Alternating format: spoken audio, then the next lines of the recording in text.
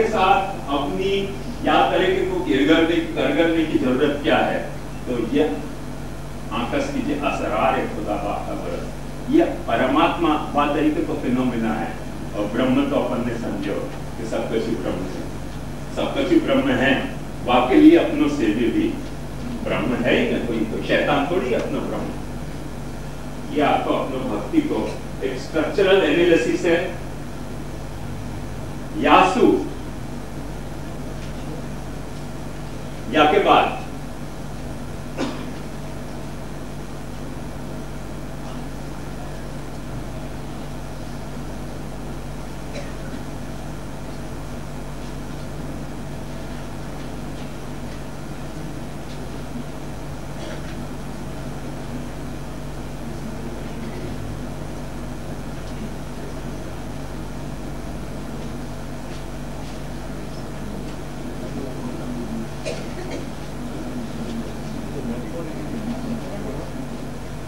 पहलुवाना सूत्र है।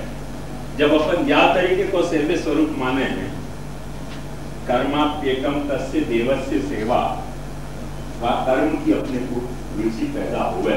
यदि या तरीके को सेव्य नहीं होए, या तरीके को भजनीय नहीं होए, या तरीके को अपनो आराधनीय नहीं होए, या तरीके को अपनो आत्मरति को विषय नहीं होए, या तरीके वो ब्रह्म की तरह अपने को स्फुटतया अवेलेबल नहीं होए, ये सारे कॉरस्पॉन्डिंग फिनोमिना अपने भीतर पैदा नहीं होंगे। बताऊं मैं कर्म रुचि सेव्य के अगेंस्ट कि वाके साथ अपने कुछ कर्म में इन्वॉल्व होना है। सिर्फ ध्यान से मैंने अपने प्रवचन के आरंभ में ये बात बताई थी कि अपने घर मेहमान आवे और अपन ऐसे ध्यान करके बैठ जाए जैसे मेरे दोस्त का आए और मैं बैठ गए, तो फिर सेवा को सारा प्रकार कैंसिल हो जाएगा। कर्म रुचि अपने को होनी चाहिए कुछ तो करने की। मैंने क्या करूं क्या नहीं करूं, वो जैसे घर में कोई आवे और आदमी में उत्साह आ जाए कि चाय पिवाऊं के शरबत पिवाऊं के छाछ पिवाऊं के नींबू पानी पिवाऊं, नाश्ता कराऊं, क्या कराऊं, वो जैसे कर्म रुचि है। ये मैंने एक्टिव इन्वॉल्वमेंट कोई में होना, पैसिव इन्वॉल्वमेंट नहीं। जो अपना सेव्य स्वरूप है वहां में अपने को कर्म रुचि नहीं है। मैंने अपन वाक के साथ कोई इंटरेक्शन में कर्म करना नहीं चाह रहे हैं, मतलब के बाकी सेव्यता को अपन कोई न कोई तरह से इनकार रहे हैं। कुछ न कुछ अपने को एक्शन एक्टिविटी वाइज वहां में अपना इन्वॉल्वमेंट होना चाहिए। एक सामान्य बात बताऊं, हर जो भी इलेक्ट्रॉनिक एपरेटस आने हैं जिनमें बैटरी भरने की हो है, उनमें स्पष्ट इंस्ट्रक्शन लिखे हुए हैं। यदि कोई लॉन्गर टाइम उनको वापरना नहीं हो तो बैटरी निकाल के बाहर रख दो। क्यों? कि मैकेनिज्म डैमेज हो सकता है। कंटिन्यूअस वापरते हो तो बैटरी होने में कोई नुकसान नहीं है। ऐसे कोई को अपन सेव्य मान रहे हैं और कंटिन्यूअस में भक्ति की बैटरी लगा रखी है, तो फिर कोई चिंता की बात नहीं है, वो बजती रहेगी, तुम बजाते रहो, सुनते रहो, मजा आते रहेगा। तो इलेक्ट्रिक शेवर भी यदि रोज रोज नहीं वापरते और बैटरी वहां में धरी रह गई तो मैकेनिज्म कैन बी डैमेज्ड। क्या रहस्य तो समझ जाओ। सेवा में तुमने सेव्य तरीके स्वरूप पधरा रखो है और वाके साथ प्रतिदिन कोई तुम्हारा एक्शन नहीं है, इन्वॉल्वमेंट नहीं है, वहां में एक्टिव इन्वॉल्वमेंट और पैसिव इन्वॉल्वमेंट की बात नहीं कर रहे हो। मैंने जैसे साधन घर भले तैसे भले विदेश, ऐसा पैसिव इन्वॉल्वमेंट की बात नहीं कर रहे हूँ, एक्टिव इन्वॉल्वमेंट की बात करूँ कि ये करूँ वो करूँ ये करूँ वो करूँ। बात है कि तो जो एक्टिव इन्वॉल्वमेंट है, जैसे घर में अपनों कोई सदस्य आया हुआ है वाके साथ या दोस्त आया हुआ है वाके साथ, अपना एक्टिव इन्वॉल्वमेंट हुआ है, वो एक्टिव इन्वॉल्वमेंट कर्म रुचि है, तो वो आपको सेवा की मैकेनिज्म डैमेज नहीं होगी। नहीं तो आपको सेवा की तरह सिंहासन पर पकड़ाओ। ऐसे बहुत से घर मैंने देखे हैं, गान ये कह रहा हूँ, जहाँ सेवा सिंहासन पर ठाकुर जी विराजे रहे, दूध खाते रहे। वैसे तो गुजरात में तो आरोग्य होगी दूध, वो कथा अलग है। तो वो अपनी रुचि से दूध खावे बच्चा की जो रिक्वायरमेंट है, छोटे बच्चा की हर चीज को मुंह में डालने की, बच्चा को दांत आने तब आपको बात तरीके की रिक्वायरमेंट हो जाएगा, हर चीज को मुंह में डालेगा, में दूध भी मुंह में डालता रहे बच्चा। तो बाकी फिजिकल डॉक्टर छोटी बात नहीं। वहां तरीके की बात की रिक्वायरमेंट तो है, वासु वो गुजरात दूध में डाले, वो एक धूल अलग कथा है। अपन वहां पे धूल डाले ना, वो कथा अलग है। तो वो ऐसे बहुत सारे घर मैंने देखे कि जहाँ भगवान को सिंहासन पर पधराते हैं, एक टांड लगाते हैं, वहां पे टांड पे भगवान विराजे रहे, वहां पे धूल पड़ती है। ऑफिस जाने के पहले हाथ जोड़िया है, ऑफिस आके फिर बच्चे भूल जाए थके वो भगवान जो है ना, वो ठीक है नमस्करणी हो सके पर सेव्य नहीं हो सके। नमस्करणी भगवान और सेव्य भगवान को बेसिक डिफरेंस ये है कि सेव्य भगवान में अपनी कर्म रुचि होनी चाहिए, एक्टिव इन्वॉल्वमेंट अपना होना चाहिए। पैसिव इन्वॉल्वमेंट से वहां की सेव्यता खंडित हो जाएगी। ये रहस्य खास ध्यान से समझो। और वो कर्म रुचि श्रद्धा भावना रहित है। वो कर्म रुचि श्रद्धा भावना से रहित है।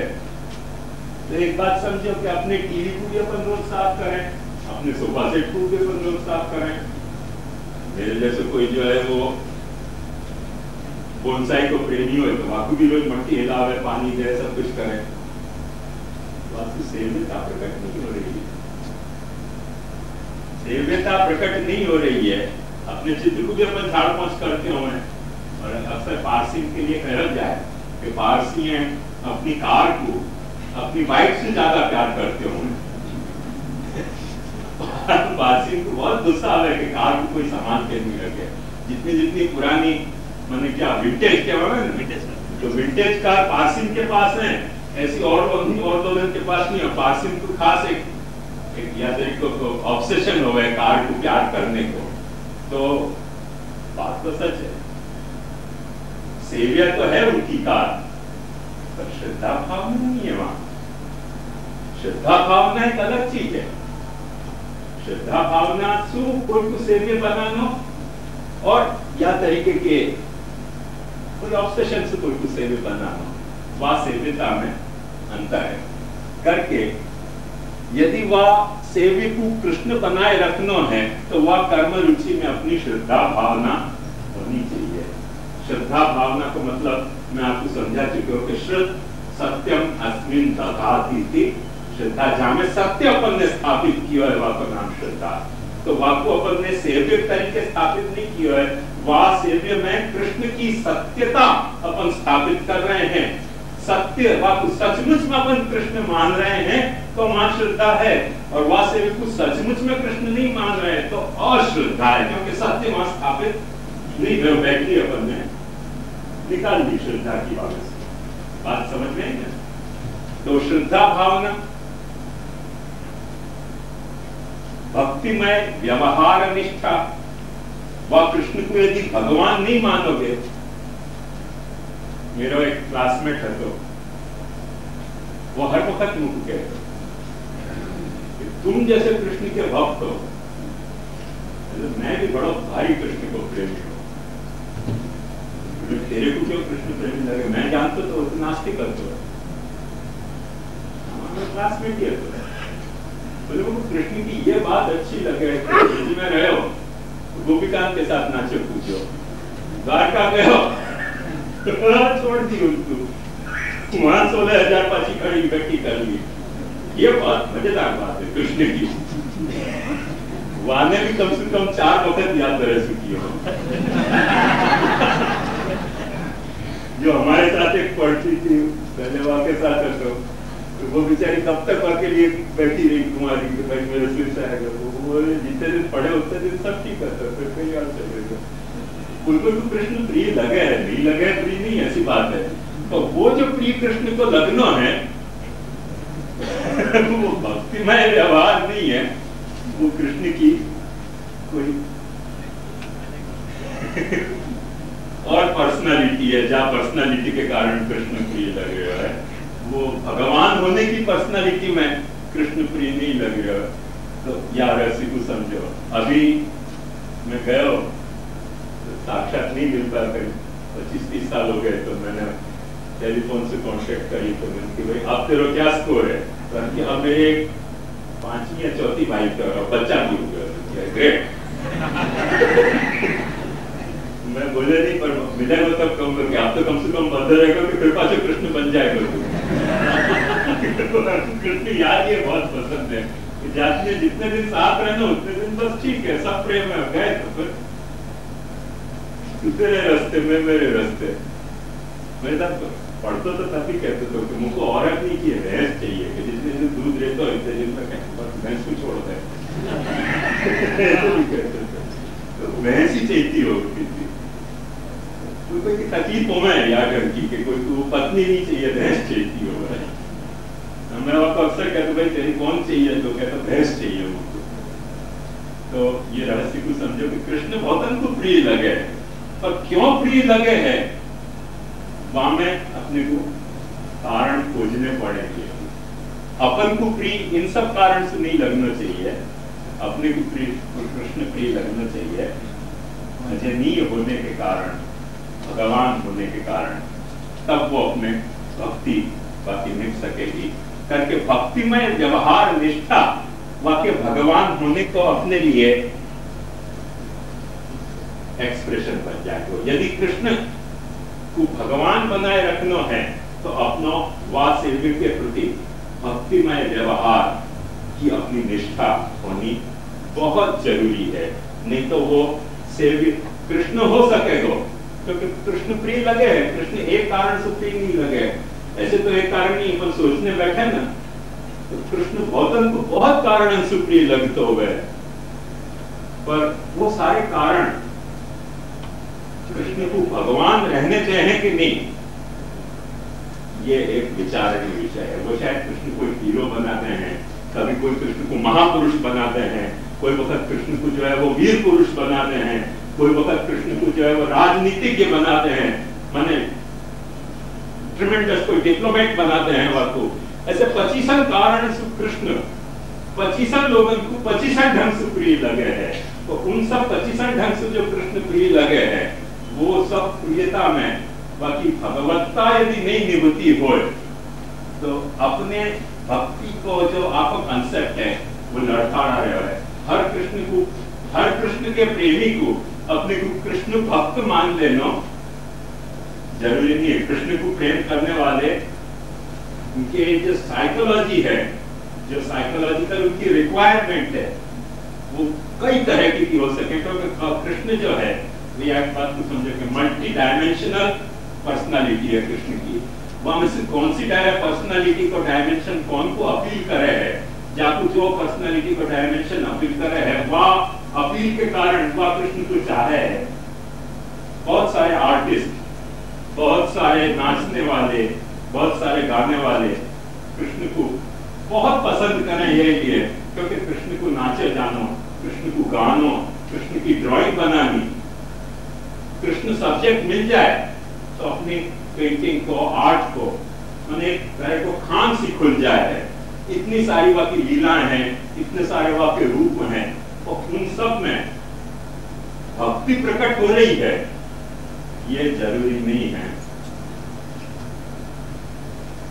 जैसे कि वो कह रहे हैं गुलशन में निगाहों में तो जन्नत न समझना, देखे कोई तुम्हें जो मोहब्बत की नजर से छोटी सी इनायत को मोहब्बत न समझना। तो छोटी सी इनायत कर रहे हो कृष्ण के ऊपर, बस वो मोहब्बत नहीं है।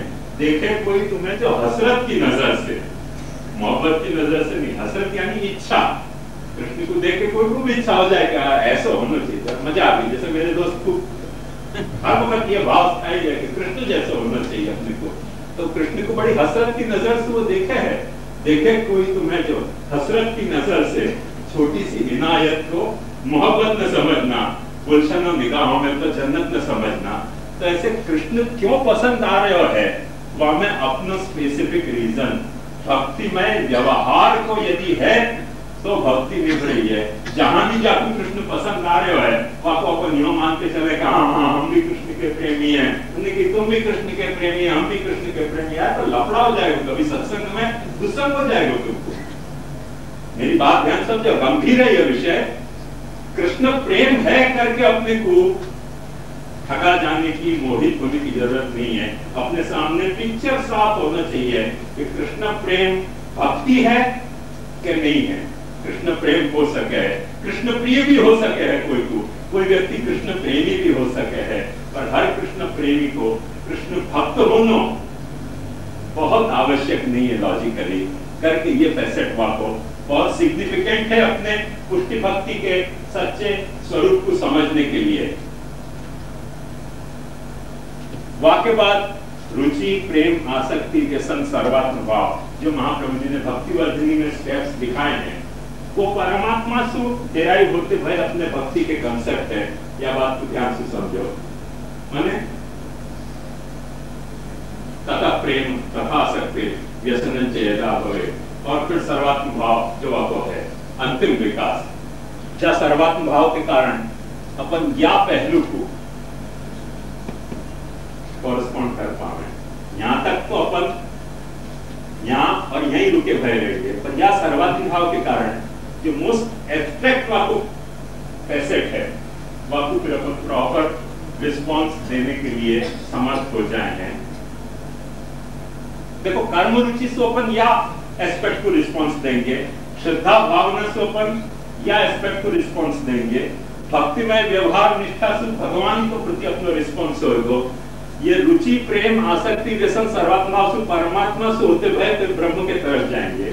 और बेसिकली ब्रह्म पे जाने के लिए अपने को ये बहुत जरूरी है कि स्वभजनी भजन की इति कर्तव्यता को ज्ञानानुकूल अपनो और विश्वास होना चाहिए, कन्विक्शन होना चाहिए, स्ट्रॉन्ग कन्विक्शन अपनो कि जो कुछ भजनी भजनेति कर्तव्यता ज्ञानानुकूल विश्वास, भजन की जो इति कर्तव्यता है, कैसे भजन करना, वो मैंने आपको गीता के आधार पर सब समझाई थी बात। वैसे ज्ञान अपनो कायम रहे, ऐसे ढंग को अपनो विश्वास होना चाहिए। यदि विश्वास नहीं है, वो विश्वास डगमगा गया तो अपन फिर ब्रह्म को कॉरेस्पॉन्ड नहीं कर सकेंगे। क्योंकि उपनिषद बहुत सुंदर यह बात को कह है, असन्नेव स भवति असत् ब्रह्मेति वेद चेत् अस्ति ब्रह्मेति चेत् वेद संतमेनं ततो विदुरिति। क्योंकि ब्रह्म क्या है, उपनिषद क्या है, अपनी टोटलिटी है। जो व्यक्ति अपनी टोटलिटी को इनकार कर रहे हो है, वो खुद को भी इनकार कर रहे हो। जैसे एक बात समझो कि अपनी टोटलिटी ये बॉडी है, अपनी टोटलिटी ये आत्मा है, अपनी टोटलिटी ये देहेंद्रिय अंतःकरण प्राण है। या टोटलिटी को इनकार करने के बाद अपन अपने कोई अंग को एक्सेप्ट कर पाएंगे? समझे कैसे रोलर आवे कि जो सारी बॉडी को क्रश कर दे, वाके बाद फिर आंख बचेगी, वाके बाद फिर नाक बचेगी। कोई ऐसा रोलर आवे कि जो सारी बॉडी को क्रश कर दे, इसका नहीं है। रास्ता पे रोलर आवे ना, रोलर में पिछड़ जाए सारा, फिर कोई आंख नाक कान बचेगी? कुछ भी नहीं बचेगा। तो असन्नेव स भवति, जहां में अविश्वास ऐसा पैदा हो गया कि मेरी टोटलिटी जैसी कोई फिनोमिना नहीं है, तो वो क्या होगा? असन्नेव स भवति असत् ब्रह्मेति वेद चेत्। अपनी टोटलिटी को जो इनकार कर रहे हो है, वो खुद को इनकार कर रहे हो, वो बात को इनकार नहीं कर रहे हो। तू पहले अपने आप को इनकार कर रहे हो कि तू खुद नहीं है, यो कह रहे हो अस्ति ब्रह्मेति चेत् वेद। जो ये कह रहे हो कि नहीं मेरी टोटलिटी है, as a part of totality तू भी वहां में मौजूद है, तो अपना एक्सेप्टेंस को कंफर्म कर रहे हो है। वहां को एक्सेप्टेंस तू जब वक्त तू एक्सेप्ट कर रहे हो, वहां वक्त अपने एग्जिस्टेंस को तू कंफर्म कर रहे हो है।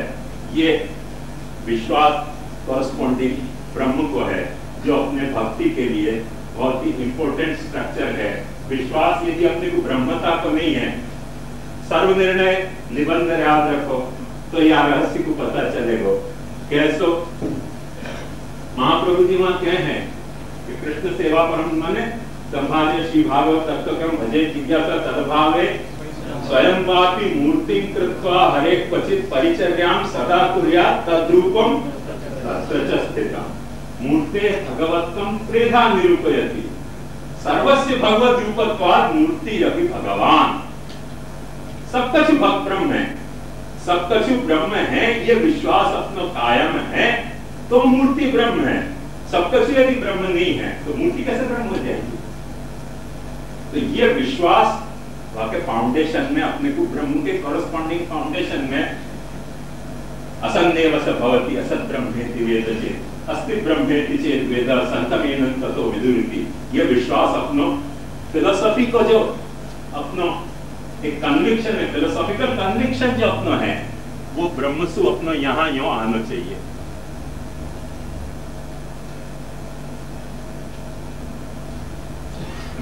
यहाँ भी दोनों तरह की गति आप सोच सको, सोचना है तो सोचोगे तो समझ में आ जाएगी। हर डिटेल को अभी मैं एक्सप्लेन नहीं कर पाऊंगा। यहां तक यदि आप समझे अपने भक्ति की स्ट्रक्चरल एनालिसिस, तो वहां के बाद एक और इंपॉर्टेंट या तो फैसेट आ रहा है,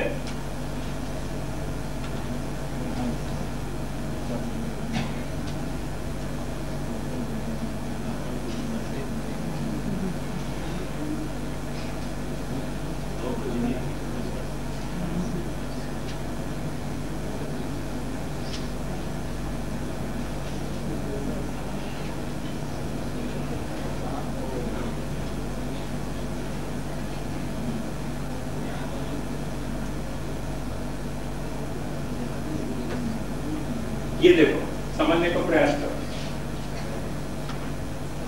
कर्म रुचि आपके कर्म को सेवा बनाएगी।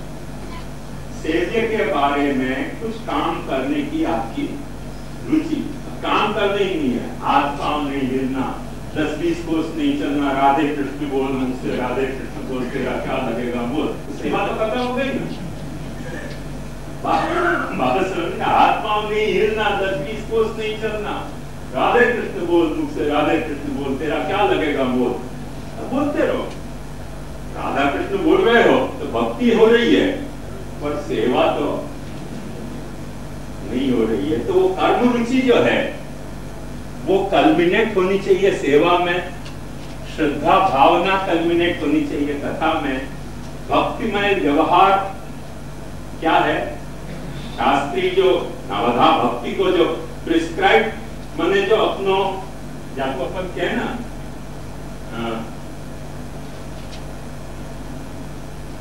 क्या करे जाए, जैसे प्रोटोकॉल हो गए थे कि जैसे राजा आ रहे हो तो आपको कैसे ट्रीट करना, मंत्री आ रहे हो तो आपको कैसे ट्रीट करना, एम्बेसडर आ रहे हो तो आपको कैसे ट्रीट करना, ऐसे भगवान अपने घर में पधार रहे हो तो आपको प्रोटोकॉल क्या होना चाहिए, वो अपने यहाँ की नवधा भक्ति है। या बात को समझो, भगवान को ट्रीट करने को अपना प्रोटोकॉल है वो, कि श्रवणम कीर्तनम विष्णु स्मरणम पाद सेवनम अर्चनम वंदनम दास्यम सक्षम आत्मनिवेदनम, ये बापू भगवान तरीके ट्रीट करने को अपनो प्रोटोकॉल है। वाक्य कारण अपनो व्यवहार भक्तिमय होएगो, वह भक्तिमय व्यवहार के कारण वो भगवान होएगो, भगवान होएगो तो वहां में धर्मता अथवा अपने में एक्शन में धर्म का या वहां में देवता प्रकट होएगो। ये आत्मरति के भी सारे एक्सटेंशन है। आत्मरति को अपने यहाँ शास्त्र में मैं कई वक्त समझा चुकी हूँ, पर फिर भी कई लोग नए आए हैं, उनको समझाने के लिए फिर से दोहरा दो कि शास्त्र अपना ये समझे है, जैसे वादे प्रश्न पूछे तो कोई नहीं, नवारे सर्वस्य कामाय सर्वम प्रियम भवति, आत्मनस्तु कामाय सर्वम प्रियम भवति, जो कन्फ्यूशियस को सिद्धांत तो कुंफुत्सु को जो सिद्धांत तो कि कोई चीज अपने को याद या प्रिय नहीं है, कि अपने आप में वो वस्तु प्रिय है, अपन को अपन खुद प्रिय है। तो जो अपन को खुद अपन प्रिय है, तो अपन को अपन प्रिय है करके अपने से रिलेटेड धीरे धीरे अपने को हर चीज प्रिय लगेगी। जैसे मुंह को मैं प्रिय हूं, अब देखो मेरी नाक टेढ़ी है, तो एक वक्त ऐसा हुआ कि लंदन से एक पीटर ब्रंट करके आया, वहां ने मेरा इंटरव्यू लियो करवाने वक्त तो रहस्य खोले नहीं, और वो इंटरव्यू छपा, वहां में मैंने पहला सेंटेंस लिखा कि गोस्वामी की नाक टेढ़ी है। पुस्तक पढ़ी, आज में जाके देखो तब 27 बरस करता था, मुझको पहली बार दिखी कि नाक टेढ़ी है। मैंने लक्ष्मी से जाकर पूछा, मेरी नाक टेढ़ी है तुमको पता है? कि हाँ बोली क्यों नहीं आपने दुकान? बोलने की बात क्या है? मेरी नाक हंसी ना, पता ही नहीं चली कि टेढ़ी है। दूसरे की नाक होती, लक्ष्मी को पता चली हो 27 साल में अपनी नाक टेढ़ी है, वो पता ही नहीं चली। कितना लफड़ा है। नवारे सर्वस्य कामाय सर्वं प्रियं भवति, आत्मनस्तु कामाय सर्वं प्रियं भवति। अपनी नाक टेढ़ी हो तो आपको टेढ़ोपन अपने को दिखे नहीं, अपने को अच्छी लगे कि नाक बहुत अच्छी है। वो बेचारा पीटर ब्रंट को पहली बार दिखे कि गोस्वामी की नाक टेढ़ी है। तो बाद में मुझे ब्रह्म ज्ञान जो पुस्तक मैंने पढ़ी थी, तो ये एक रहस्य है जो उस रहस्य बेचारे कुंफुत्सु ने पहली बार खोज निकाले तो, और मुझसे वहां पे नाराज हो गया। और अपन जाने हैं कि वहां नाराजगी को भी कोई जस्टिफिकेशन है नहीं, जस्टिफिकेशन ऐसी बात नहीं है। भक्ति को एक वो भी किनारा हो सके जो मुझसे सजेस्ट कर रहे हो है। सो आत्मरति ही बेसिकली अपनी देहरति बने हैं, देहरति ही अपनी परिवार रति बने हैं, परिवार रति ही अपनी समाज रति बने हैं, समाज रति ही अपनी राष्ट्र रति बने हैं, राष्ट्र रति ही अपनी खंड रति बने हैं, और खंड रति ही अपनी भू रति बने हैं। या रसी को समझो, रति या तरह से एक्सटेंड हो रही है, जैसे लाइट एक्सटेंड होके बल्ब में से बाहर तक आके यहाँ तक चमक रही है, ये रति को एक्सटेंशन है। पर भागवत अपने को यह बात को समझावे कि अहम आत्मात्मनाम धाता प्रेष्ठस्सन् प्रेयसामपि अतो मयि रतिं कुर्यात् देहादिन यत् कृते प्रिय। तुम अपने आप से रति को स्टार्ट कर रहे हो क्योंकि तुम अपनी आत्मा में उलझे हुए हो, पर प्रत्येक आत्मा के भीतर एक परमात्मा भी मौजूद है। और ये बात को तुम समझ जाओगे तो तुमको ये बात समझने में देर नहीं लगेगी कि तुमको तुम्हारी आत्मा या लिए प्रिय लग रही है। बेसिकली तुमको परमात्मा प्रिय है, परमात्मा प्रिय है, वासु तुमको तुम्हारी आत्मा प्रिय लग रही है, आत्मा प्रिय है, वासुदेव प्रिय लग रहे हो है, देह प्रिय लग रहे हो है। जैसे समझो अपना बेटा अपनी बेटी अपना मर्डर करने आवे तो बेटा और बेटी प्रिय लगेंगे कि देह प्रिय लगेगा? मार देंगे अपन, क्योंकि देह प्रिय लग रहे हैं या ये बेटा बेटी प्रिय लग रहे हैं। बेटा बेटी अपने को प्रिय लग रहे हैं, पर परिवार को कोई दूसरा सदस्य अपने बेटा बेटी को मारने आवे तो अपने को क्या लगेगा? परिवार को सदस्य प्रिय लगेगा कि बेटा बेटी प्रिय लगेंगे? बेटा बेटी प्रिय लगेंगे। परिवार के सदस्य को कोई दूसरा समाज वाला मारने आ रहे हो, जो अहमदाबाद में दंगाएं चल रहे हैं, वो क्या बात के हैं? याद ये कि दोनों ही अहमदाबादी हैं भाई, एक हिंदू है एक मुसलमान है, मुसलमान है एक हिंदू है, मारा मारा मसले किया। अब यदि समझो कि सारे अहमदाबाद पे तो सारे मुंबई के शिव सैनिक टूटेंगे तो सब अहमदाबादी पास एक हो जाएंगे, आवाज तो हम एक है, हम एक है। चीन ने अटैक किया तो सब गाने लगे थे ना कि आवाज तो हम एक है, हम एक है। यहाँ सिंध से उठो, वहां बंगाल से उठो, बंगाल के वामे से उठो और सतलज के साये से उठो, आवाज तो हम एक है, हम एक है। ये सारा स्नेह का चक्कर या ढंग को है कि जब अपन अपनी खतरा महसूस करें तब अपने को एकत्व लगे। जहां अपने को जासू खतरा लग रहा है, वो जो कह रहे हो बात मुझसे, बाकी बात में दम है दम नहीं है ऐसी बात नहीं है, मुझसे की बात में दम है।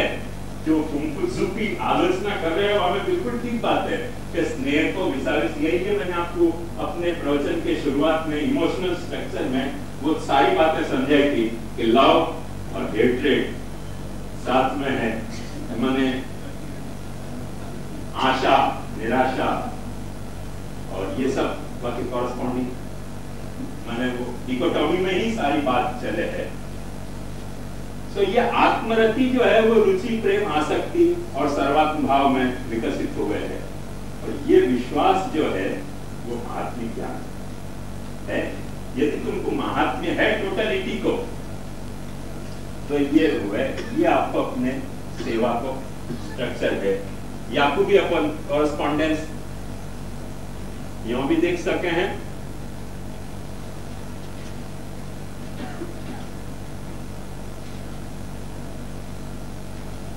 यूं भी देख सके हैं, या बात को अच्छी तरह से समझ लीजिए।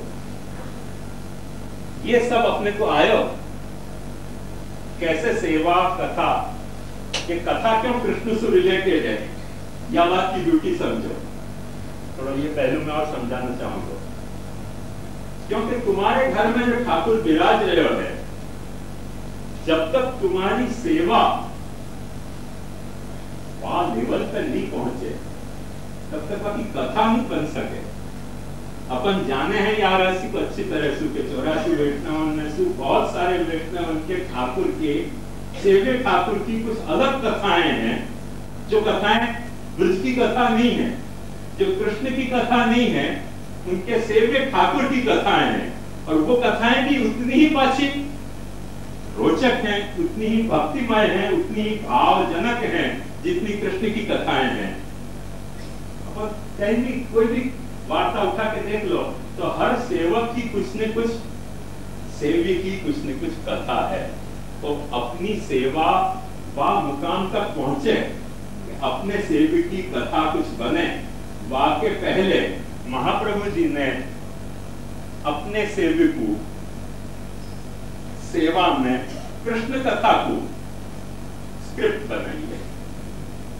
तुम तुम्हारी सेवा की स्क्रिप्ट तुम भी लिख सकोगे, जैसे 84 वैष्णव ने लिखी, वो एक स्क्रिप्ट हो जाएगी नहीं तो भाई वो होगी तब होगी। वाके पहले कृष्ण कथा की स्क्रिप्ट के अनुसार सेवा करोगे तो वह सेवा में एक लीला भाव प्रकट होगा, अन्यथा तो सेवा सिर्फ एक क्रिया रह जाएगी, लीला नहीं प्रकट होगी। तो जब चांस दो, तुम अपने आप को चांस दो और तुम तुम्हारे सेवक को ये चांस दो।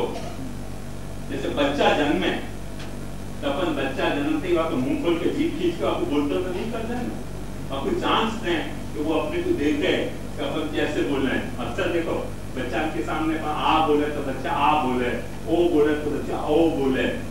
बच्चा को नए बच्चा के साथ एक्सपेरिमेंट करके देखियो।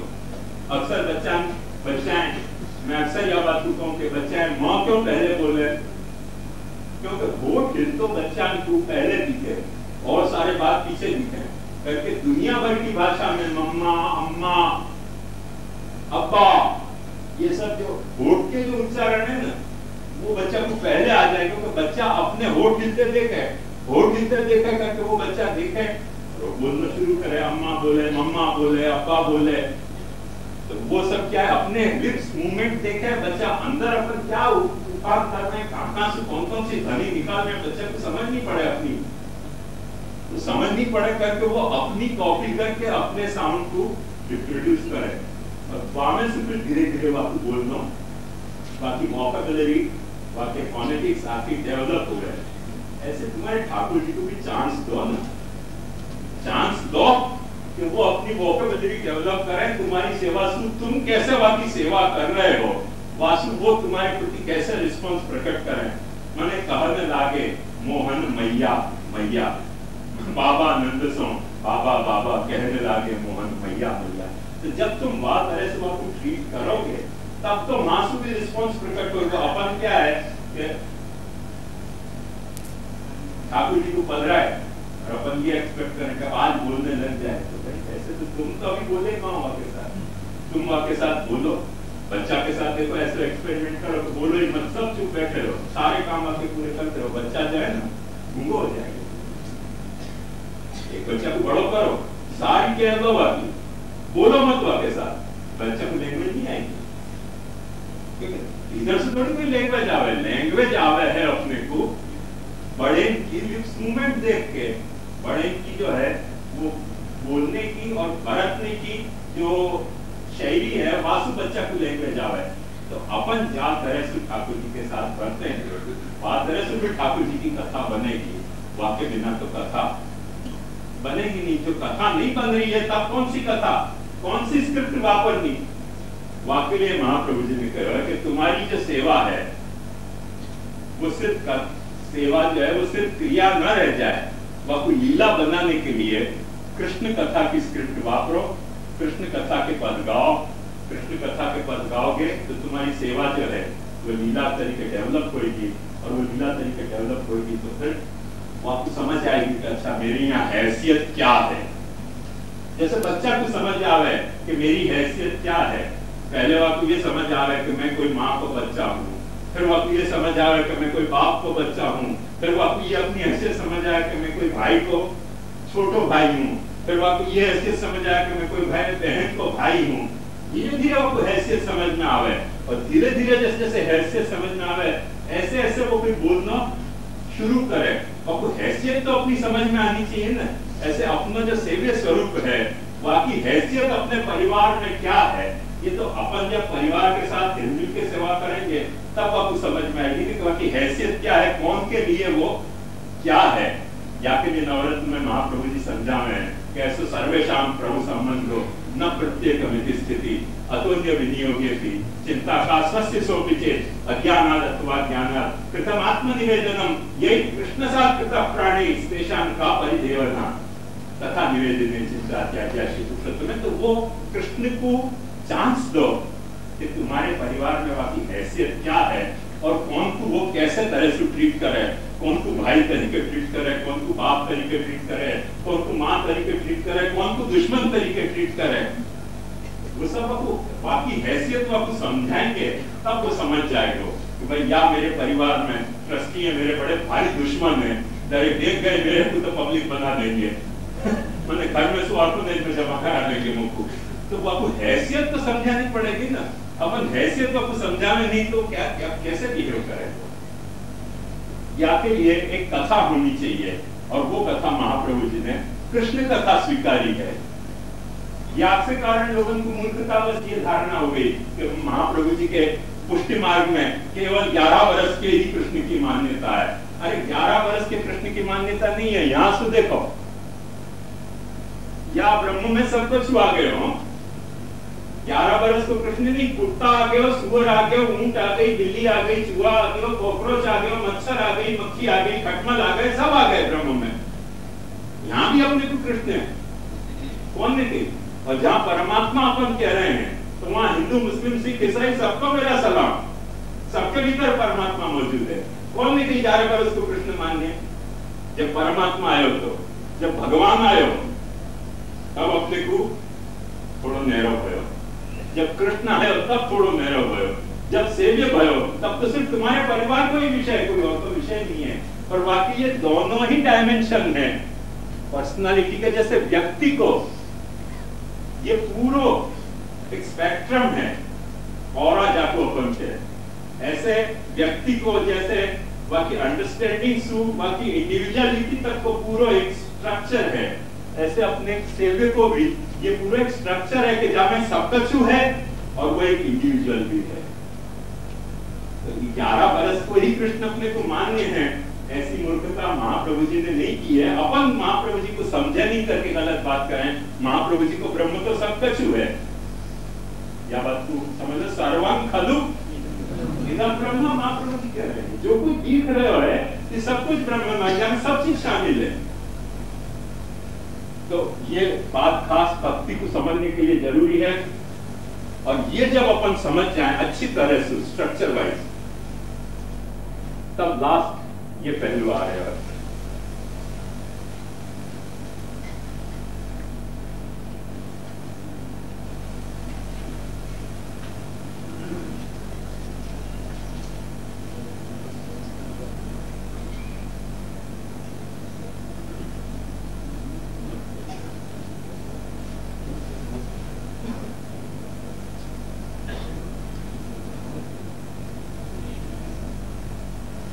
सेवक, वो सेवक सिर्फ सेवक नहीं है, सेंटिमेंटल है। माने जैसे एयर होस्टेस है, या कोई अच्छी होटल में सेवक है, या जैसे कोई अच्छी हॉस्पिटल में भी नर्स हो गए, वो सब सेवक है। ट्रेन में अपन जामे तो टीटी कंडक्टर ये सब अपने सेवक हैं। बस में जामे तो कंडक्टर अपना सेवक है। तो वो सेवक नहीं है, वो भावुक भी है। सेवक होना वाको एक ठोस पहलू है, वो वासु थोड़ा एब्स्ट्रैक्ट पहलू है। वो भावुक है, वो भावुक ही नहीं है सिर्फ, क्योंकि भावुक तो कोई मैंने जैसे आपको बताई ना वो बात कि कचरा के डब्बा में गिर गए, वो बेचारा भावुक है। भावुक है या मैं तो संदेह नहीं कर सके, भावना होगी प्रबल, नहीं मिलेगी तो कचरा को डब्बा ही मेरी अंतिम गति है, सैव गतिर्मम। तो वो भावुक है, तो भावुक है पर भक्त नहीं है। सो कुछ अंतर है भावुक होने में और भक्त होने में, सेंटिमेंटल होने में। भक्ति एक सेंटिमेंट है, या बात को मत भूलो, पर भक्ति सिर्फ सेंटिमेंट नहीं है, समथिंग मोर देन सेंटिमेंट है। तो भावुक है और भक्त है। भक्त होने के कारण स्नेह है, स्नेह होने के कारण वो ज्ञानी भी है। अपन ने पुष्टि मार्ग, भक्ति मार्ग है, भक्ति मार्ग है, भक्ति मार्ग है करके अक्ल को यहाँ काम ही नहीं है। पुष्टि मार्ग से अक्ल के दुश्मन को मार्ग है, अक्ल के दुश्मन को मार्ग हो तो ऐसा पुष्टि मार्ग अपने को नहीं चाहिए। अक्ल के दुश्मन को मार्ग नहीं है पुष्टि मार्ग। महाप्रभु जी ने बहुत कुछ सोचो है और ऐसा सोचो है कि जो बहुत रेयर है जा तरह को सोच। ये तो दुनिया की comparative religion, comparative philosophy, comparative theology, comparative psychology से अपन आपको कस के देखें तब अपने को पता चलेगा कि महाप्रभु जी ने क्या सोचे। और बिना सोचे कुछ अगड़म पगड़म भक्ति करने को प्रकार नहीं बताया कि जो मन में आवे से करो। ये तो कंपैरेटिव अपन स्टडी करें तब पता चले। और यही है मैं आपको ये सारी बातें बताता रहूं, नहीं तो मुझको कोई शौक नहीं है आपके लोही पीने को। याद ये बताऊं कि अपने को कल्पना आवे कि भाई महाप्रभु जी ने क्या सोचा है जो 3000 साल चीन को झगड़ते भाई जाने रखे। वह बारे में महाप्रभु जी को क्या सोचना है कि कैसे याकी और वाकी दोनों साइड में मूवमेंट है। वहां से ये झगड़ा क्यों पैदा भयो? याद ये कि परमात्मा सुस्नेह को स्रोत है कि जीवात्मा सुस्नेह को स्रोत है। जीवात्मा और परमात्मा में या तरीके को भेद मानने के कारण 1500-2000 साल खूब झगड़े बोलो। पर महाप्रभु जी से पूछो तो महाप्रभु जी ये कहेंगे कि दोनों जगह मूवमेंट है, वहां से भी कुछ मूवमेंट है, यहाँ से भी कुछ मूवमेंट है, और इनमें वाटर टाइट कंपार्टमेंट मानना ही बेसिकली तथ्य को ना समझी है। वाकई लिए महाप्रभु जी ने आपको ये बनाया। यहाँ में भी अपन देख सके हैं दोनों तरह से। जैसे सेवा है वो अपने को सेवक बनाएगी। सेवा नहीं कर रहे हो तो अपन सेवक नहीं है। जो कथा को एलिमेंट है वो अपने को भावुक बनावे कि अपन अपने ठाकुर जी की सेवा कर रहे हैं, सेवा कर रहे हैं, पर कौन सी सेवा कर रहे हैं?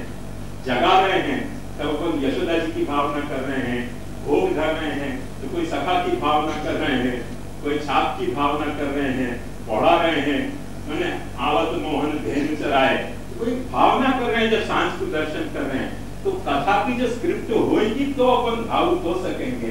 कथा की स्क्रिप्ट नहीं होए ना तो अपन भावुक नहीं हो सके।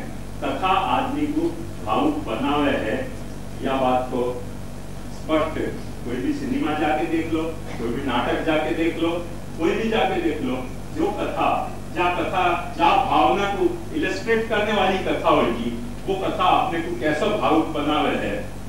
मैं मेरी सबसे छोटी चिट्टू को 20,000 लीग अंडर द सी दिखाने ले गए तो मैंने खूब आपको जोश चढ़ाया। बहुत अच्छी पिक्चर है, देखने लायक है। मैंने कि चलो काका अपन चलेंगे, ये वो अंबर उसका मैं ले गया आपको दिखाने। वहां देखो कि वो पानी में नीचे सब साइंटिस्ट जावे, मजा आ गई। वापस पानी के नीचे जा रहे हैं सब लोग। तो वहां वो खाने को क्या, तो खाने को कुछ आता नहीं, खाने को कुछ आता नहीं। तो खाने के लिए वो सब साइंटिस्ट कछुआ पकड़ रहे थे, छोटी अच्छी 4 बरस की। ये क्या कर रहे हैं? कछुआ पकड़ रहे हैं। बड़ी एक्साइटेड होती है, कछुआ पकड़ रहे हैं। कछुआ को करेंगे क्या? खाएंगे। अब माने वो बिगाड़ने शुरू किए, खाने के अब नहीं देखना है मेरे। अंत में रोना ही शुरू कर दिया। लिहाजा मुझको पिक्चर आधी छोड़ के और पाछे घर आना पड़े। कथा व्यक्ति को माने बच्चा को भावुक बना, वैसे नहीं बड़े को भावुक बना दे। मेरे तो 2 बच्चे पैदा हो गए, पर जब मैं ड्राकुला मैंने पढ़े, ड्राकुला जब मैंने नॉवेल पढ़े और वहां पे अचानक क्या हुआ कि दरवाजा बंद हो गया, जाओ पर तो ड्राकुला को खोलने जाए शव की पेटी, तो दरवाजा बंद हो गया। मेरे रूम को भी दरवाजा बंद हो गया हवा से। बैंक में लक्ष्मी के पास जाके कौन रिस्क ले रहा मैं? बड़े 2 बच्चे हो गए थे तब इतना डर लगा। कथा व्यक्ति को कैसे भावुक बनावे है, कभी भी थिएटर में या नाटक में अपन जाके खुद अनुभव कर सकें कि कथा व्यक्ति को भावुक बनावे है। हर कथा में बात तरीके की सामर्थ्य हुए है। करके महाप्रभु जी ने आखिर कृष्ण कथा को अपने सेवा में इनकॉर्पोरेट की है। वह रहस्य को समझो कि भक्ति की स्ट्रक्चरल एनालिसिस में आपको समझा रहे हूँ कि कथा कैसे भावुक बना हुआ है। वो भावुकता भक्त बनाएगी, नवधा भक्ति आपको भक्त बनाएगी, आत्मरति आपको स्नेही बनाएगी, महात्म्य ज्ञान आपको ज्ञानी बनाएगा। ये आपकी स्ट्रक्चरल एनालिसिस है भक्ति की। या एंगल से अपन महाप्रभु जी के भक्ति को समझेंगे ना, तो महाप्रभु जी के साथ अपन न्याय कर सकेंगे। थोड़ा सा इंटरवल यहाँ करके आगे को अपन टेक्स्ट को जो है वो आगे करेंगे। पृष्ठभूमि तरीके जो कुछ बातें समझनी आवश्यक थी वो यथाशक्ति अपन ने अवगाहन कियो। अब सर्वोत्तम स्तोत्र की जो बड़ेन के द्वारा प्रकट की हुई टीकाएं हैं, भक्ति मार्गाब्ज मार्तंड स्त्री शूद्राद्युद्धति क्षमा, इन दो नामन की, उन टीकां को अपन रसास्वाद लेंगे। जैसे कि अपन हर साल कर रहे हैं, यदि दो टीका में कोई कॉमन ही विषय है तो वाको अपन व्यर्थ में रिपीटेशन नहीं करें, पर कोई भी टीका में जो बात अलग से छांट के कही गई है वह बात को अपन जरूर देखे हैं। और वही पॉलिसी के अनुसार आज भी अपन जा टीकाकार ने जो बात विशेष समझने लायक कही है, कई वक्त ऐसा भी हुआ कि वो टीकाकार कोई एक कंटिन्यूटी में वो बात कह रहे हो है और वह कंटिन्यूटी में वो बात को देखने पे वह को एक अलग ही स्वरूप उभरे है। और वो सारी टीकान को वह तरह से कंटिन्यूटी में देखना अपने को सुकर नहीं है करके वो पहलू भी थोड़ो कभी कभी मिस होएगो, पर अब वह को अपने पास कोई चारा नहीं है। क्योंकि एक एक वर्ष में हुए तो गए बखत की टीका को क्या तो ना आपको याद होएगो न मुझको याद होएगो, और हर पासे वहीं से शुरू करें तो पाछी गाड़ी आगे बढ़े ही नहीं। ये थोड़े बहुत लिमिटेशंस हैं, वाके साथ अपन शुरू करें।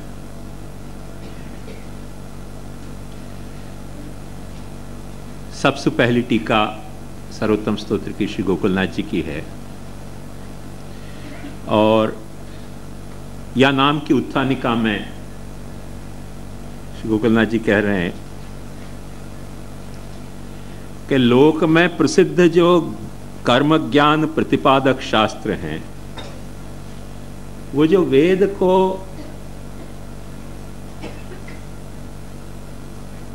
जो प्रयोजन हतो, वेद को जो मुख्य अभिप्राय हतो, वाके साथ बराबर न्याय नहीं कर पाए, या लिए उनको निराकरण कियो। ये विषय अपन ने गए साल भी देखे तो कि यदि न्याय करे है तो मायावाद भी महाप्रभु जी को मान्य है, और न्याय नहीं करे है तो सर्ववाद महाप्रभु जी को अमान्य है। ये आपको महाप्रभु जी को एक जनरल एक मूड है, और वो मूड श्री गोकुलनाथ जी ने बराबर समझे है, और वो या लिए सर्ववादन को निराकरण कियो। तब ये प्रश्न पैदा भयो, संगति की बात है ये कि मायावाद निराकर्ता सर्ववादी निरासकृत भक्ति मार्गाब्ज मार्तंड। तो सर्ववादी निरासकृत के बाद भक्ति मार्गाब्ज मार्तंड क्यों आ रहे है, वह की संगति क्या है, पूर्वोत्तर भाव संगति क्या है, क्यों सर्ववादी निरासकृत पहले और क्यों वाके बाद भक्ति मार्गाब्ज मार्तंड। वो पूर्वोत्तर भाव संगति को समझाते देने के लिए कह रहे हैं कि तब सर्ववाद को निराकरण कियो। तो फिर ये प्रश्न उठना स्वाभाविक है यदि सर्ववादी को निराकरण किया है महाप्रभु ने,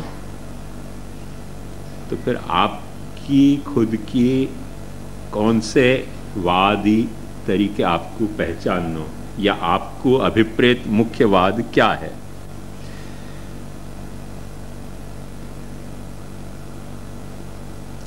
वैसे तो मायावाद निराकर्ता और सर्ववादी निराकृत के पहले साकार ब्रह्मवादिक स्थापको वेद पारग, ये बात आई थी, और साकार ब्रह्मवादिक स्थापक हैं ये बात भी आई थी। पर वो आई भाई बात भी सर्ववादी निराकृत शब्द ऐसा है कि जाके कारण आई भाई बात भी कैंसल होती सी लगे है, और वो कैंसल होती सी लगे है। वाको कारण भी मैंने गए बरस विस्तार से समझाया तो कि वो कारण ये हतो कि यदि साकार ब्रह्मवाद के कारण, साकार ब्रह्मवाद की धारणा के कारण यदि कोई को भक्ति करने में कोई तरह को विरोधी भाव पनप रहे है, तो महाप्रभु जी प्रथम व्यक्ति हैं कि वह साकार ब्रह्मवाद को ड्रॉप करना चाहेंगे। ऐसा साकार ब्रह्मवाद नहीं चाहिए। अभी भी हम पूना गए थे, तब एक पूना में आए थे पार्टिसिपेंट, तो उनने महाप्रभु जी के वही वचन खोज निकाले और बहुत हो हल्ला मचा रहे थे कि यूँ कह रहे हैं कि हमको मायावाद मान्य नहीं है, पर देखो खुद महाप्रभु जी ने मायावाद यहाँ कबूल कर रखे है। फिर मैंने धीरे से उनको याद दिया, मैंने भाई आगे तो आप देखो, पीछे देखो कि मायावाद कबूल किया है, बाकी शर्त क्या महाप्रभु जी दे रहे हैं। और वहाँ शर्त महाप्रभु जी ने स्पष्ट ये बताई है कि यदि साकार ब्रह्मवाद, महाप्रभु जी साकार ब्रह्मवाद को या लिए स्वीकार रहे हैं कि साकार ब्रह्मवाद महाप्रभु जी को भक्ति करने के लिए एक अच्छो प्रेरकवाद लगे है। पर यदि कोई मानस, माने व्यक्तिशः कोई मानस, कोई मेंटलिटी ऐसी होए कि जहाँ मेंटलिटी के कारण साकार ब्रह्मवाद के सिद्धांत से आदमी कन्विंस्ड हो के और भक्ति करने में वाकु तकलीफ होने लग जाए, तो महाप्रभु जी साकार ब्रह्मवाद के स्थापक होने के बजाय निरासक होना महाप्रभु जी पसंद करेंगे, क्योंकि महाप्रभु जी साकार ब्रह्मवाद के इतने काहिल नहीं हैं जितने काहिल भक्ति के हैं। महाप्रभु जी की जो मुख्य थ्रस्ट है वो यह बात है कि व्यक्ति को भक्ति करनी चाहिए। तो वो मन की आप देखो, तब आपको पता चलेगा कि महाप्रभु जी मायावाद क्यों निराकरण कर रहे हैं, क्योंकि कहीं न कहीं महाप्रभु जी को यूँ लगे कि मायावाद भक्ति करवे में आड़े आवे है। आड़े आवे है तो मायावाद को निराकरण कर रहे हैं। आड़े जो भी वाद आएगा वह को महाप्रभु जी निराकरण करेंगे, और यदि आड़े नहीं आते होए तो महाप्रभु जी वह को स्वीकारने भी तैयार है। और वो भी बात महाप्रभु जी ने एक ठिकाने नहीं, कोई 25 ठिकाने अपने ग्रंथन में कही है कि जितने भी वाद हैं सब वाद सच्चे हैं, बशर्ते तुम ब्रह्म को समझो और ब्रह्म की भक्ति करते हो, तो सबके सब वाद सच्चे हैं। मायावाद भी सच्चो है। तदेवैतत् प्रकारेण भवति इति श्रुतिर्मतम् मायिकम सगुणम कार्यम स्वतंत्रं चेति नैकदा तदेवैतत् प्रकारेण भवति इति श्रुतिर्मतम्। ये एक ठिकाने नहीं, ऐसे 25 ठिकाने महाप्रभु जी ने यह विषय को दोहरा के बात कही है कि मुख्य तात्पर्य इन सब को वादन को, माने थोड़ा धीरज से यह बात को समझो तो समझ में आएगा कि कोई भी तरह की अपनी अंडरस्टैंडिंग, बहुत जनरल पैटर्न में जो मैंने आपके स्ट्रक्चर बताया वह स्ट्रक्चर को रिफर करके मैं कह रहा हूँ कि कोई भी अपनी जो अंडरस्टैंडिंग है वो अंडरस्टैंडिंग अपने भीतर कोई एक हेल्दी सेंटिमेंट नहीं पैदा कर रही है, तो ड्राई अंडरस्टैंडिंग कहीं न कहीं अपने लिए खतरनाक भी साबित हो सके। और एक सीधी सी बात आपको बताऊं कि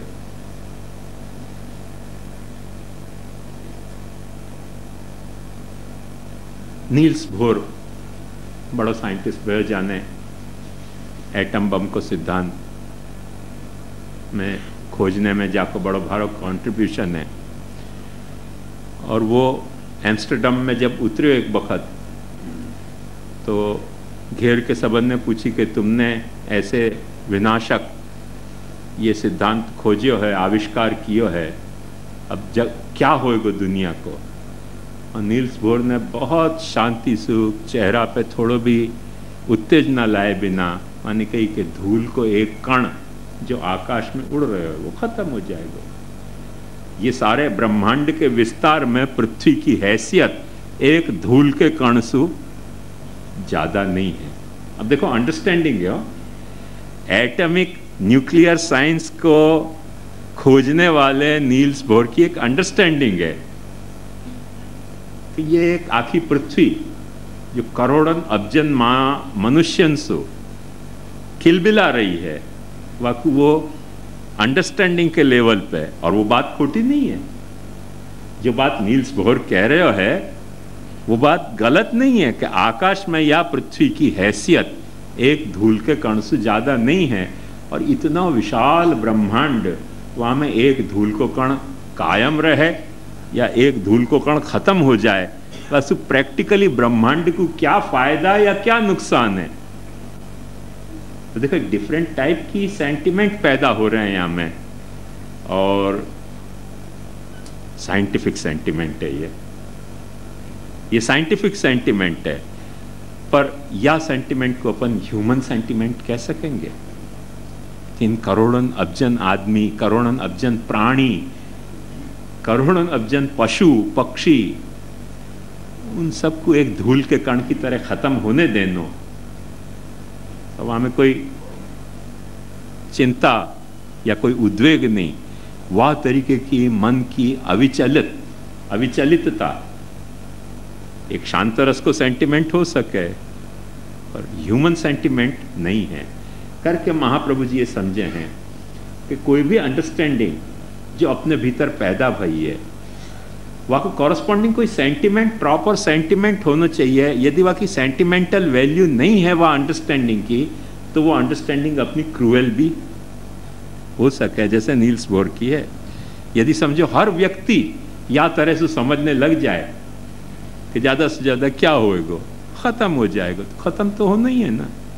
बचना तो यहाँ कुछ भी नहीं है, बचना कुछ भी नहीं है, बचने वालों कुछ भी नहीं है, पर खत्म होने में जो चेतना को त्रास हो रहे है, खत्म होने में जो चेतना के ऊपर कष्ट हो रहे है, क्लेश हो रहे है, वह क्लेश के प्रति कोई सहानुभूति होनी चाहिए कि नहीं होनी चाहिए।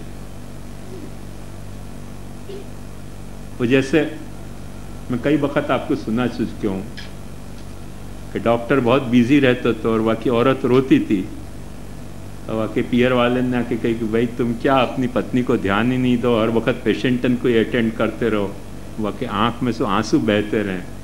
तो वहाँ ने आंसू की केमिकल एनालिसिस बताई कि यहाँ में इतने केमिकल हैं कंपोनेंट, वहाँ में कोई ऐसी कोई खतरनाक बात नहीं है, तो बहुत तकलीफ की बात है।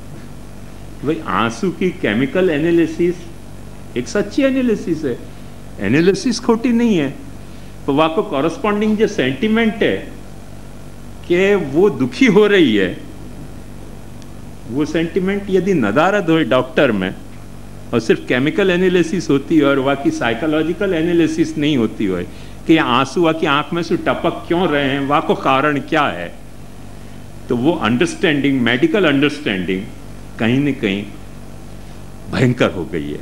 या रहस्य को समझना पड़ेगा। तो महाप्रभु जी को या बारे में खुलो अभिप्राय ये है कि चाहे साकार ब्रह्मवाद की अंडरस्टैंडिंग होए अपनी, चाहे मायावाद की अंडरस्टैंडिंग होए, चाहे द्वैतवाद की अंडरस्टैंडिंग होए, चाहे अद्वैतवाद की अंडरस्टैंडिंग होए, चाहे शून्यवाद की अंडरस्टैंडिंग होए, वाकई कोई सेंटिमेंटल वैल्यू होनी चाहिए। Deprived of sentimental value, understanding has its own value, null and void. यदि वह की कोई सेंटिमेंटल वैल्यू नहीं है तो अंडरस्टैंडिंग की वैल्यू कुछ भी नहीं है। अब ये महाप्रभु जी को दिल क्योंकि भक्त है, यह बात को समझो करके महाप्रभु जी अंडरस्टैंडिंग को इनकार नहीं है, अंडरस्टैंडिंग की वैल्यू को नहीं इनकार रहे हैं। महात्मिक ज्ञान को जो अंडरस्टैंडिंग है वाकई वैल्यू को एडमिट करने के बावजूद भी महात्मिक ज्ञान की भी कोई सेंटिमेंटल वैल्यू होनी चाहिए करके सुदृढ़ सर्वतोधिक स्नेह जो है वह अंडरस्टैंडिंग की सेंटिमेंटल वैल्यू है। और वह सेंटिमेंटल वैल्यू सिर्फ आईक्यू ही नहीं, बरसन मैंने आपको जैसे बताया कि टेस्ट में सिर्फ आईक्यू ही होती थी और लेटली अभी इन 5-10 सालन में साइकोलॉजिस्टन को पता चली कि आईक्यू टेस्ट सफिशिएंट नहीं है, ईक्यू टेस्ट भी होनी चाहिए, इमोशनल क्वोशेंट की भी टेस्ट होनी चाहिए। और अभी भी वह तरह से यह बात को मान्यता नहीं प्राप्त हुई है, मगर 5-10 साल में आएगा, मेरा पूर्ण विश्वास है कि ईक्यू टेस्ट भी सफिशिएंट नहीं है, माने बीक्यू भी टेस्ट होनी चाहिए व्यक्ति की, क्योंकि सिर्फ सेंटिमेंट ही नहीं, वह को बिहेवियर भी कि वो क्वोशेंट क्या है वह की टेस्ट होनी चाहिए। सो आईक्यू, ईक्यू, बीक्यू तीनों क्वोशेंट की अपन को माने तीनों क्वोशेंट्स की अपने को टेस्ट करवानी चाहिए। अपने को हेल्दी यदि रहना है तो आपस में एक दूसरे के साथ इंटरेक्ट करना है तो करके महाप्रभु जी मायावाद को स्वीकार भी सके हैं, मायावाद को इनकार भी सके हैं, साकार ब्रह्मवाद को स्वीकार भी सके हैं, और वही साकार ब्रह्मवाद को इनकारने को भी महाप्रभु जी के पास कलेजा है।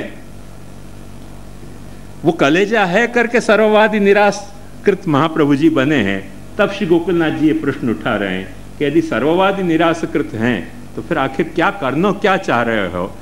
वहाँ वह की सेंटिमेंटल वैल्यू बताने के लिए, वह अंडरस्टैंडिंग की, माने साकार ब्रह्मवाद के स्थापन की सेंटिमेंटल वैल्यू क्या है, मायावाद निराकरण की सेंटिमेंटल वैल्यू क्या है, सर्ववादी निराश की सेंटिमेंटल वैल्यू क्या है, वो सेंटिमेंटल वैल्यू समझाने के लिए श्री गोकुलनाथ जी कह रहे हैं कि स्वस्य कस्मिन् शास्त्रे कस्मिन् धर्मे च निष्ठा इति शंका निराशायाहु भक्ति मार्गाच्य मार्तंड। ये वाक्य देखो, कोई सु राग नहीं है, कोई सु द्वेष नहीं है, मगर मुख्य मुद्दा वह सेंटिमेंटल वैल्यू को है कि जो अपनी अंडरस्टैंडिंग है वो इतनी क्रूएल ना हो जाए, इतनी क्रूएल ना हो जाए कि अपन भक्ति से विरहित हो जाएं। या लिए साकार ब्रह्मवाद को स्थापन भी कर रहे हैं, यही लिए मायावाद को निराकरण भी कर रहे हैं, और यही लिए सर्ववादी को निराश भी कर रहे हैं। पर सर्ववाद को निराश महाप्रभु जी नहीं कर रहे हैं, स्वीकार भी कर रहे हैं। ये बात श्री गोकुलनाथ जी ने बताई।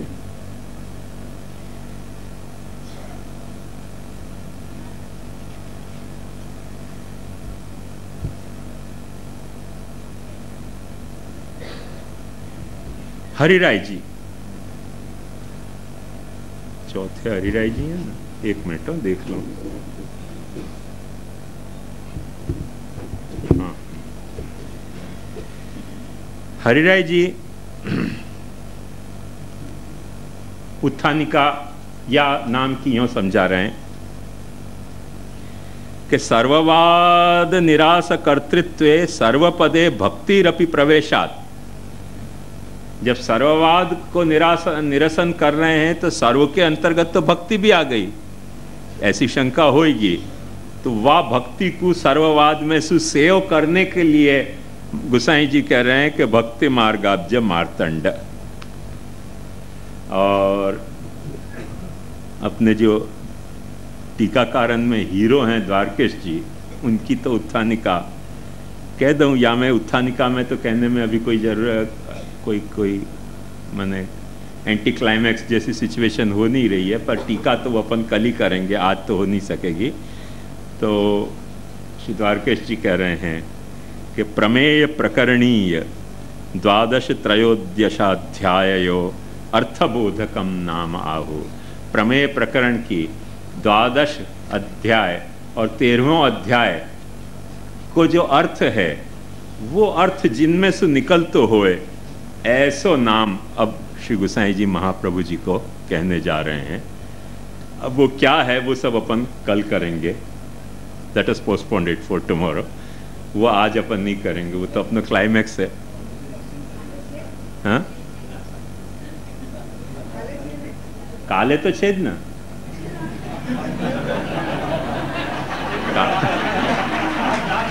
हाँ आज है क्या लास्ट तो हैं? अच्छा आज लास्ट, कल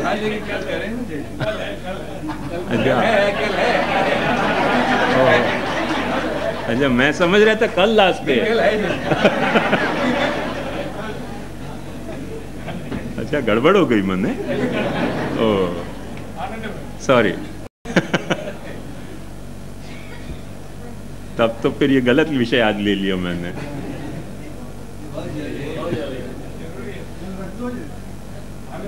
हाँ तो आज तो पूरा नहीं हो सकेगा, द्वारकेश जी तो आज आ ही नहीं सकेंगे, इम्पॉसिबल। श्री गोकुलनाथ जी, ये सारे नाम की व्याख्या में गीता और भागवत को प्रोफ्यूजली कोट कर रहे हैं और कह रहे हैं कि भक्ति मार्ग रूप जो कमल है वह कमल के श्री महाप्रभु जी प्रकाशक हैं। भक्ति मार्ग को प्रकाशक कहो, क्योंकि सूर्य जो है वो प्रकाशक होवे है, तो वो भक्ति शास्त्र जो गीता और भागवत हैं, उन शास्त्रन में महाप्रभु जी की निष्ठा को गोसाई जी बता रहे हैं। देखो कितनी गलत अपनी समझ है कि बेटा बाप को समझ रहे हो है कि बाप की निष्ठा गीता और भागवत में है, और महाप्रभु जी के नाम पे चलते आज संप्रदाय में अपन यूँ समझ रहे हैं कि गीता पुष्टि मार्ग, गीता के साथ पुष्टि मार्ग को कुछ लेना देना नहीं है।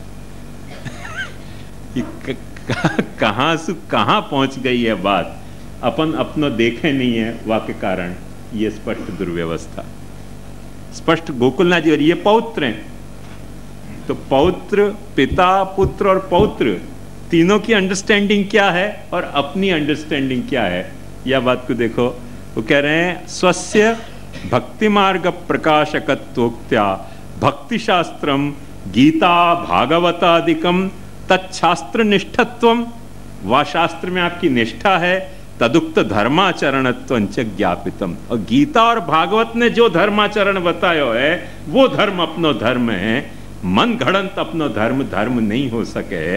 ये श्री गोकुलनाथ जी की अंडरस्टैंडिंग है। कितना जमीन आसमान को अंतर है, ये अपन या से समझ सकें। गोकुलनाथ जी स्वयं एक शंका उठा रहे हैं, यद्यपि अत्र कर्म ज्ञानादिकम अपि प्रतिपाद्यते।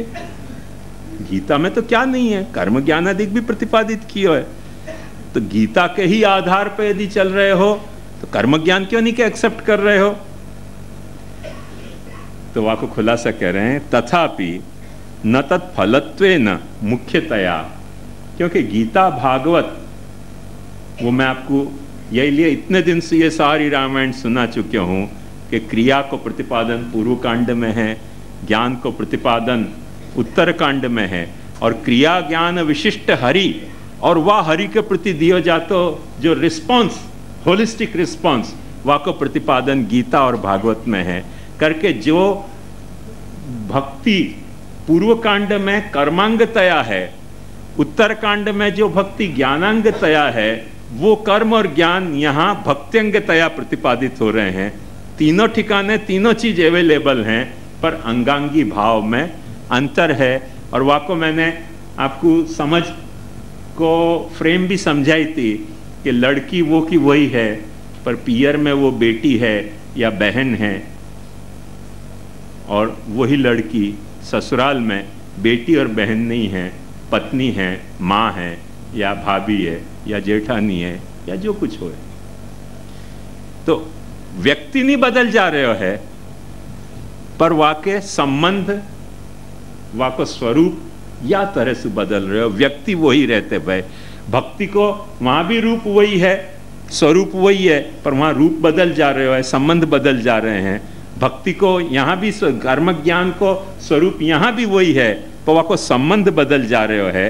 ये रहस्य अपने को स्फुटतया समझ याद रखना चाहिए करके श्री गोकुलनाथ जी कह रहे हैं कि ना हम वेदे न तपसा न दानेन न चेज्जया शक्य एवं विधो दृष्टुम दृष्टवानसि माम यथा भक्त्या त्वनन्यया शक्यम अहमेवं विधोर्जुन ज्ञातुम दृष्टुंच तत्वेन प्रविष्टुंच परंतप। मैं नाहम वेदे न तपसा न वेदसु न तपसु न ज्ञानसु कोई चीज सु मुकु या तरह सु नहीं जाने जा सके है।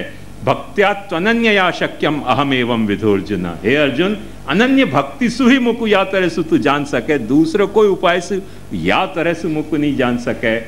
मैंने आपको यही लिए बता दियो कि भगवान को यदि समझना है तो भक्ति है तो भगवान समझ में आएगो, भक्ति नहीं है ज्ञान है तो ब्रह्म समझ में आएगो, स्नेह है तो परमात्मा समझ में आएगो, पर भगवान समझ में नहीं आएगो। भगवान समझने के लिए भक्ति और भक्ति की समझ है तो वो भगवान भी हो सके है, ये रहस्य समझ में आएगो। माने कोई लड़की ब्याह के अपने घर में आई है तो वो बहू है, ये समझ में आएगो।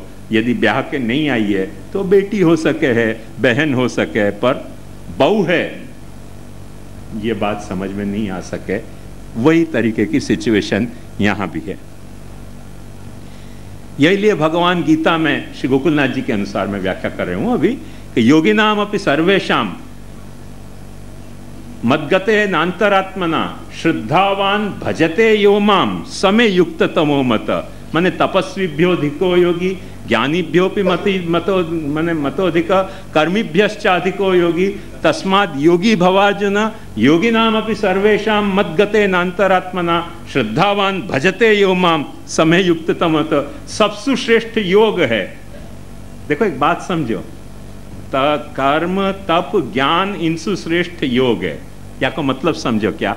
या को मतलब ये कि तुम कर्म तप या ज्ञान कर सको हो वाह ढंग सु कि जा ढंग सु करने में तुमको भगवान सु जोड़ने की जरूरत नहीं लगती हो। कर्म को फॉर द सेक ऑफ कर्म, ज्ञान को for the sake of understanding, तप को फॉर द सेक ऑफ तप, अपने देह को वश में लाने के लिए, अपने देह को वातर से कष्ट पहुंचाने के लिए तब भी किया जा सके। पर उन्हीं साधनन को जा वक्त अपन अपना के भगवान से जोड़ने के लिए कर रहे हैं तो वो साधन योग बन जाए हैं। और उन वो साधन जब योग बन जाए हैं तब भगवान कहें कि इन सब श्रेष्ठ योगी है। और वो योगी भी यदि भगवान से सिर्फ जुड़ना चाह रहे हो है और भगवान से भक्ति के द्वारा जुड़ना चाह रहे हो है तो योगी नाम अपि सर्वेशाम, सर्वेशाम माने कर्म योगी नाम, ज्ञान योगी नाम, तपो योगी नाम वगैरह वगैरह और भी योग। हमें तो उपलक्षण विधि से 3 ही योग बताए हैं, 18 योग जोड़ लो ना। अर्जुन की महत्ता, मैं अक्सर यही कहूं कि अर्जुन की महत्ता ये है कि वो विषाद योग सु भगवान सु जुड़ना चाह रहे हो है, अपन सेवा योग सु भी भगवान सु बिछड़ना चाह रहे हैं अपन सेवा योग से भी भगवान से बिछड़ना चाह रहे हैं। और अर्जुन कितना महान है कि वो अपने विषाद योग से भगवान से जुड़ना चाह रहे हो है। तो योगी नाम अपि सर्वेशाम माने शिष्यस्ते हम शाधिमाम त्वाम प्रपन्ना, ये करके माने अपने विषाद योग से भगवान से जुड़ना चाहो। तो विषाद तो बहुत नेगेटिव फीलिंग है, नेगेटिव फीलिंग से भी यदि तुम भगवान से जुड़ना चाह रहे हो तो वो पॉजिटिव फीलिंग से कहीं ज्यादा है। धर्मोप्यधर्मताम याति, ऐसे ही कहा जाए कि धर्मोप्यधर्मताम याति अनादृते जगदीश्वरे, अधर्मो धर्मताम याति आदृते जगदीश्वरे। धर्म जो है वो अधर्म बन जाए है जब जगदीश को अनादर हो जाए है, और अधर्म भी धर्म बन जाए है जब जगदीश को आदर हो जाए। तो जासु अपन जुड़ सके हैं वो जो है वो योग है। और ऐसे योगी नाम अपि सर्वेशाम मद्गते नांतरात्मना श्रद्धावान भजते यो माम समय युक्त तमो मत। ये भगवान ने कह के योग की भी भक्त्यंगता दिखा दी। या के लिए श्री गोकुलनाथ जी कह रहे हैं कि यद्यपि वहां सारी बातें बताई हैं पर महाप्रभु जी या प्रसंग में भक्ति को प्राधान्य देना चाह रहे हैं गीता में। क्यों कि गीता में ये गीता एक शास्त्र, ऐसा शास्त्र है कि जो यदि दूसरे शब्दन में कहूँ तो भगवान की अव्यक्त वाणी नहीं है, भगवान की व्यक्त वाणी है। व्यक्त रूप सु, व्यक्त मुख सु, व्यक्त श्रोता के सामने अभिव्यक्त वाणी है। यदि गीता को कोई महत्व है तो ये है। श्रुति की जो वाणी हती वो कैसी वाणी हती कि ऋषि मुनि ने ध्यान लगायो और ध्यान में उनको ध्यान में ऐसी श्रवण भयो ये वचन। वो कौन बोलने वालों है ये पता नहीं, सुनने वाले तो खैर ऋषि हते, और ऋषि हते करके अपन श्रुति को जो है वो ऐसे भगवत वाणी मान रहे हैं, पर भगवान की वो अव्यक्त वाणी है।